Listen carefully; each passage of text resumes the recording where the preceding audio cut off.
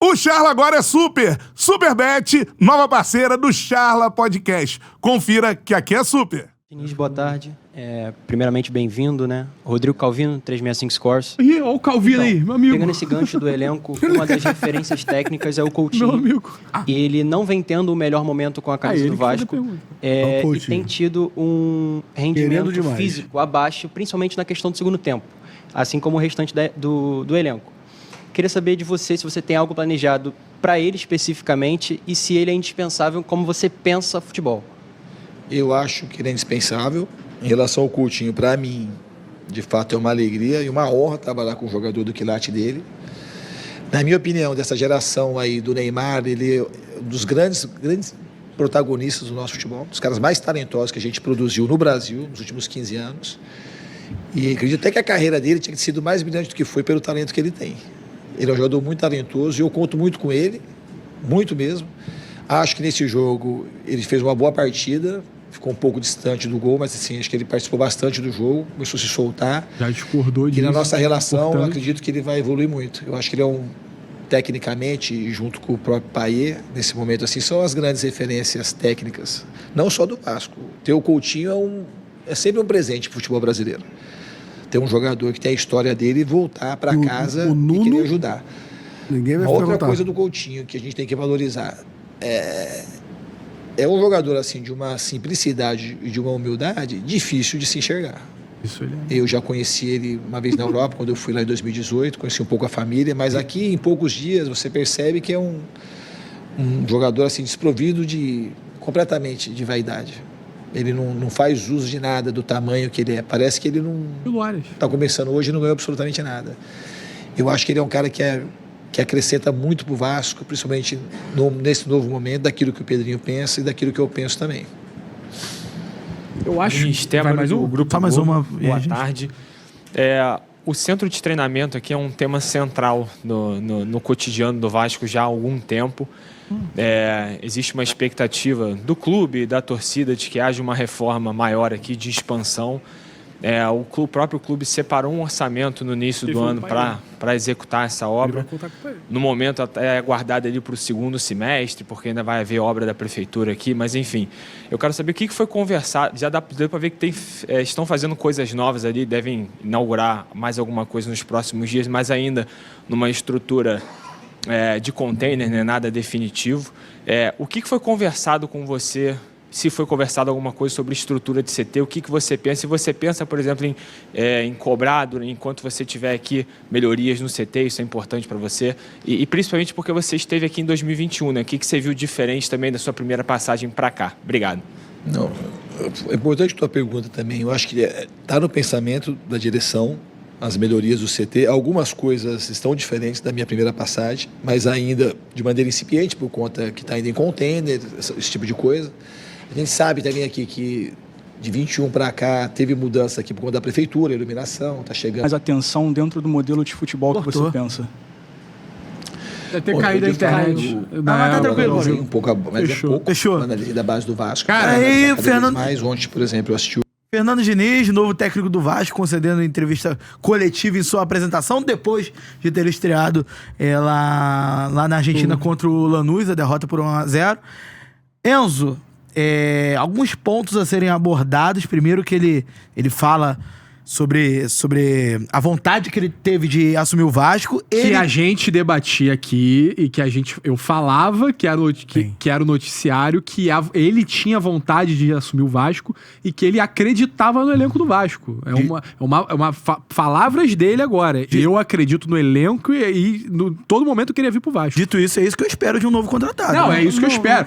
Obviamente. É isso que eu espero do Diniz com 90% dos times também. Acho que é o Diniz. Perfeito. A gente pode discutir. A gente pode discutir se ele tá sendo mais questão da apresentação, que ele tá falando isso, mas ele tá reproduzindo o que era reproduzido aqui em cima das informações, né? E outra coisa, a questão do Coutinho. Pra mim, o que ele fala do Coutinho nem é o mais importante. Você viu o nome que ele citou? Payet. Junto com o Payet, ele é a principal referência, são as principais referências técnicas. O contrato deles? O Payet renovou mais 3 até a janela de junho, que já tinha encerrado o contrato, aí renovaram para continuar até 12 de junho. que acho que é 12 de junho, né? Que abre a janela. 12 de maio. 12 de junho que abre 12 de junho que abre a janela pro Mundial. E aí, vamos ver como é que vai ser o Vasco com essas contratações. Porque o Coutinho encerra em julho, o Payet encerra em junho. Aparentemente, o Diniz conta com o Payet. E com o Coutinho.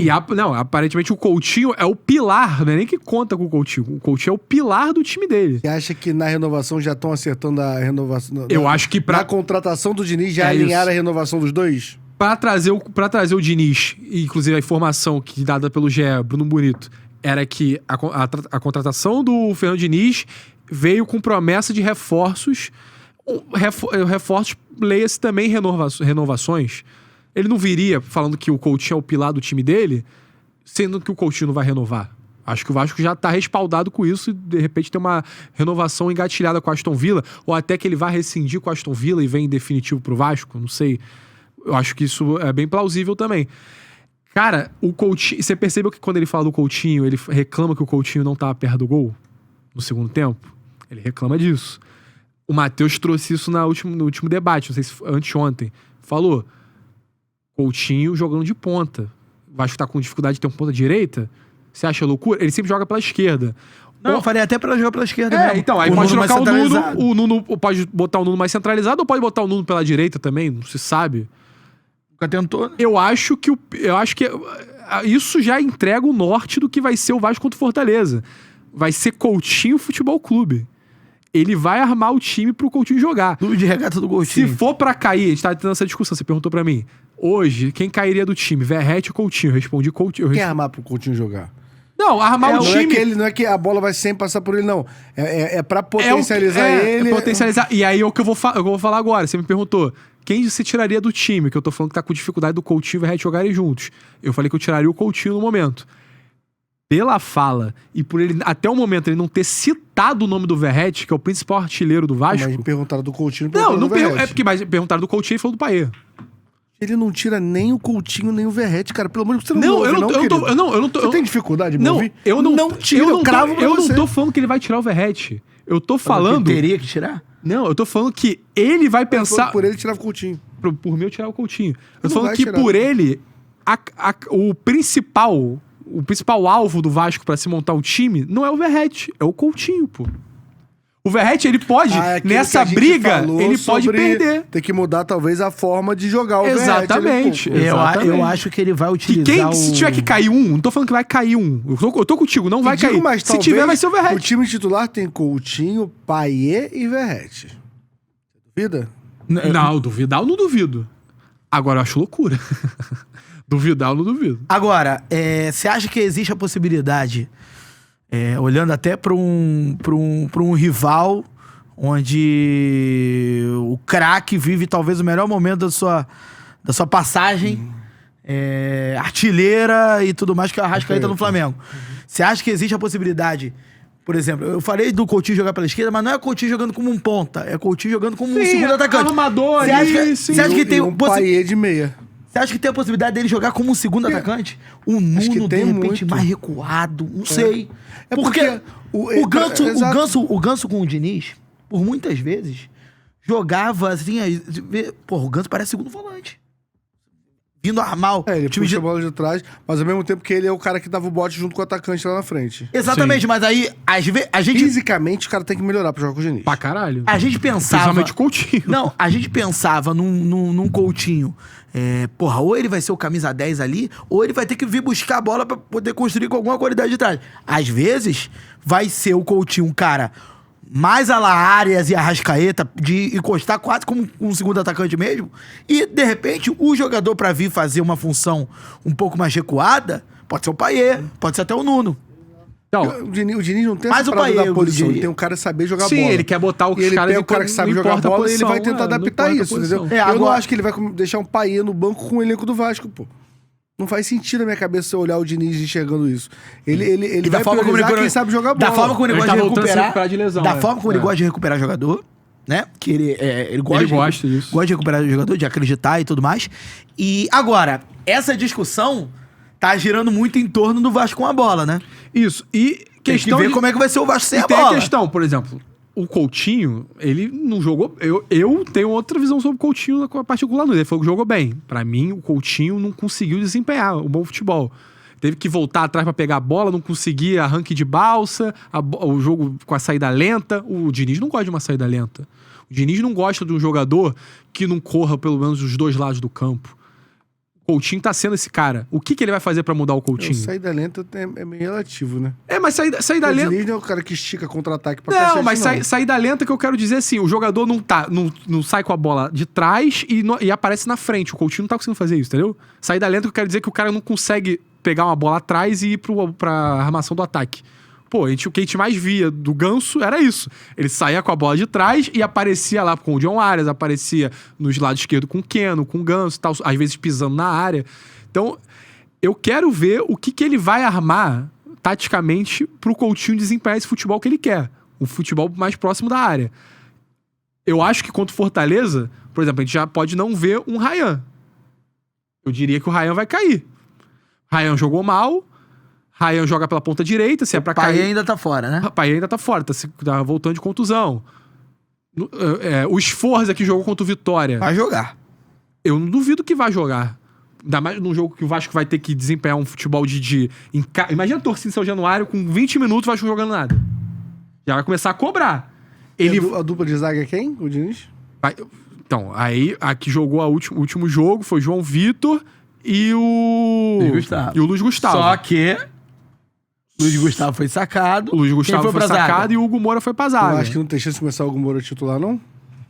Não, acho difícil. Quer abrir espaço no meio? É porque o moleque foi bem e o João Vitor, aquele que ele vai querer acessar o João Vitor daquela maneira que você fala que o Fernando Diniz vai querer acessar. Seja o Nino dele. Ele não vai... Não é que o Hugo Moura também é um cara que acrescenta muito a saída de bola ali de trás, né? Não, porque então, a ideia quando você bota um volante na zaga é que ele vai ter uma saída de bola cara, melhor. Ele não tem a saída de bola melhor que o João Vitor, por exemplo. Por que ele botou o Hugo Moura na zaga? Por que ele botou o Hugo Moura? Era o que tentou com o Martinelli e o que tentou com... Mas o Martinelli ainda é mais técnico. O Hugo Moura pendurado ainda por cima, né, cara? Não faz o Martinelli ainda faz mais sentido. Ele não é tão bom quanto o André. Eu acho que ele vai perceber que o Sforza é o mais próximo desse homem que ele quer. O volante com saída de bola é quem? É o Sforza. Jair. O Jair. O Tietchan é volante. Do Sforza? O Sforza ele tem os seus 1,70 e blau. Vamos ver aqui. Porque... Não chega a ser um dos mais altos, não. Se fosse um pouquinho mais alto... O André não é alto também. Não. Poderia ser um zagueiro aí. Ele tem 1,79.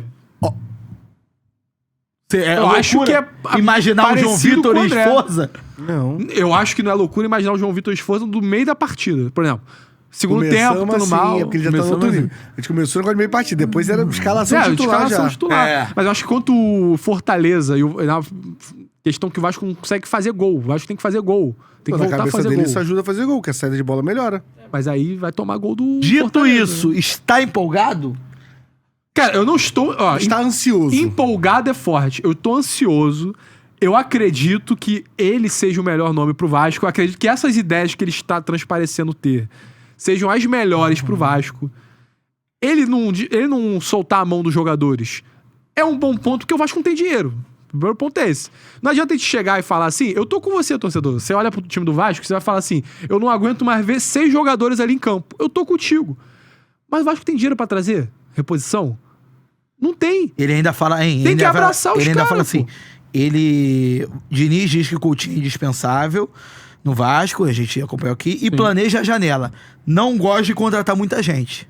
Então, mas vai ser... O Vasco não tem dinheiro pra contratar muita gente. Vão ser 3, 4 nomes no máximo, no mundo ideal, assim. Não indiquei absolutamente ninguém, ele fala aqui também. No Fluminense ele só queria o Luiz Henrique, não queria mais ninguém. Também queria um jogador muito grande, né? Mas... O pessoal tá falando que ele falou sobre o Alex Teixeira e Souza. Se eu não me engano, ele falou de Alex Teixeira. De Souza, eu acho que ele não falou, não. Falando que vai, que... Falando que o Alex Teixeira é um cara... Porque perguntaram, porque ele já colocou no primeiro jogo dele o Alex Teixeira, que é o torcedor, é um jogador que é criticado muito pela torcida e que entra com todos os técnicos. Aí possivelmente perguntaram isso pra ele. E aí ele falou, Alex Teixeira é um cara que tem muita qualidade, tem uma história na Europa, é um cara que eu acho muito bom jogador e tal, e que eu conto com ele.